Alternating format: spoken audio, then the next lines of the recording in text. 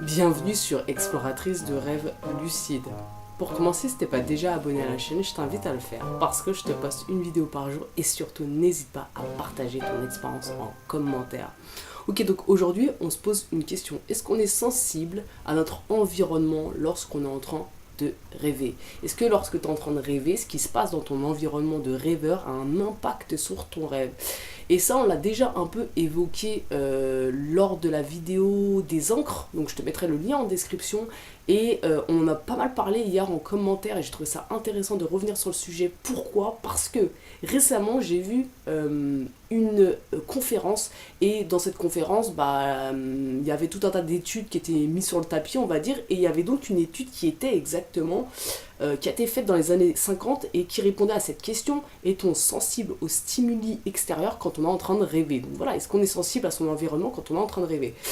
Et j'ai trouvé ça super intéressant de revenir sur le sujet parce que, donc évidemment, la réponse elle est oui. En fait, on l'a tous plus ou moins vécu en tant que rêveur. Il se passe quelque chose dans notre réalité ordinaire, dans notre environnement, et ça a un impact sur le rêve. Ça se traduit d'une certaine façon dans le rêve.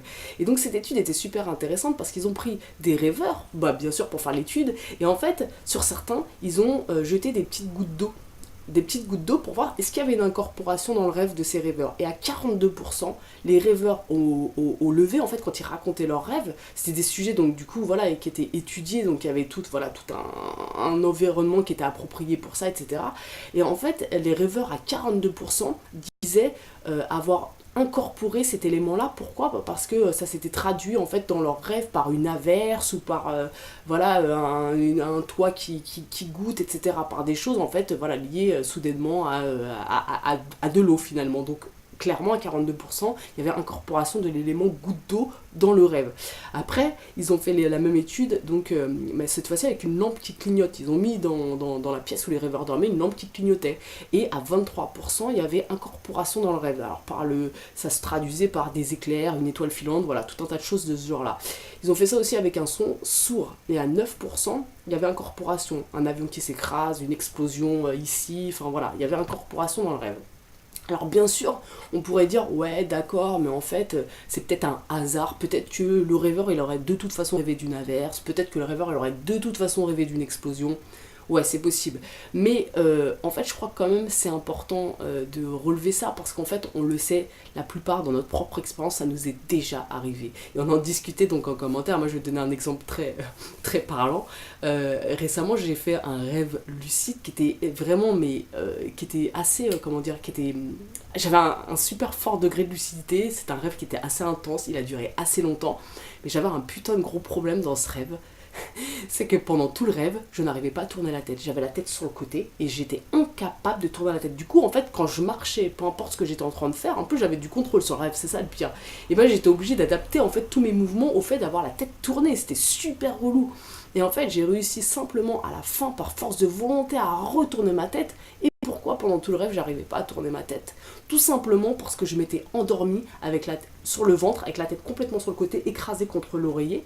Et ce qui se passait, c'est que cet élément-là, ça me mettait une tension dans le cou. Je me suis réveillée en ayant super mal au cou. C'était tellement fort en fait dans mon environnement de rêveuse finalement, ce problème-là, parce que j'avais mal. Et que ça complètement, ça s'était incorporé dans mon rêve, et ça s'était traduit tout simplement par le fait que je pouvais pas tourner la tête. Donc ça nous est tous arrivé. Hier, il y a des petites histoires qui ont été racontées en com qui étaient plutôt sympas à ce niveau-là. Et on l'avait déjà évoqué, donc comme je t'ai dit, dans la vidéo dans le système d'encre, mais là j'ai pris conscience entre les histoires qui ont été racontées hier, entre ma propre expérience, entre cette étude qui a été faite, à quel point on avait quelque chose à faire avec tout ce qui se passait dans notre environnement pour gagner en lucidité, enfin à quel point on pouvait se servir de ça, je veux dire. Et du coup, je crois que c'est intéressant, donc on en a parlé aussi, des applications qui te permettent de déclencher un petit son tout au long de la journée, pour finalement te rappeler de faire un test de réalité. Donc qu'est-ce que tu vas faire quand tu as un son qui se déclenche tout au long de ta journée, par exemple un bruit d'oiseau, par exemple un gong, j'en sais rien, ce que tu veux, tu vois. Hop, tu vas avoir le réflexe, si tu le fais sur plusieurs jours, plusieurs semaines, tu vas avoir le réflexe, tu vas avoir un ancrage, hop, ce bruit-là, test de réalité. Donc qu'est-ce qui va se passer? Si ce bruit-là, tu continues de le déclencher pendant ta nuit à des heures régulières par exemple, et que ce bruit-là il est incorporé dans ton rêve, pouf, tu devrais quitter pour faire un test de réalité. Et là, te dire, ah ouais, je suis dans un rêve. Donc je crois que c'est vraiment, vraiment intéressant. Donc est-ce qu'on est sensible à notre environnement quand on est en train de dormir? Évidemment, oui.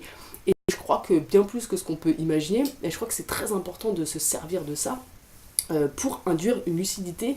Et je te dis, je l'avais déjà évoqué, mais là je viens de prendre conscience à quel point il y avait quelque chose à faire avec ça. Donc en fait, ce que je vais commencer à faire maintenant, je vais trouver le meilleur son possible pour moi. Peut-être que ça a adapté et à expérimenter, parce que peut-être dans un premier temps, si le son risque de me réveiller la nuit, j'en sais rien, à adapter le volume, quel son exactement, et le déclencher tout au long de la journée pour à chaque fois faire mon test de réalité des mains, parce que personnellement j'utilise les mains, et continuer de le déclencher pendant la nuit, voir si ça a un impact sur mon sommeil finalement, sur mon rêve et sur ma lucidité. Donc voilà, oui, on est sensible à notre environnement, donc oui, déjà c'est important d'avoir un environnement on va dire, adapté au fait de bien rêver pour avoir une bonne qualité de sommeil, forcément. Et en plus, c'est intéressant de commencer à trouver des petits trucs, on va dire, pour que ça soit incorporé dans le rêve et pour induire potentiellement une lucidité. Donc voilà, toi, n'hésite pas en commentaire à me raconter des histoires un peu drôle que tu as pu vivre comme ça, ton environnement il se passe quelque chose, pouf, ça rejaillit, ça s'incorpore dans ton rêve et puis on se retrouve demain pour une nouvelle vidéo. Ciao.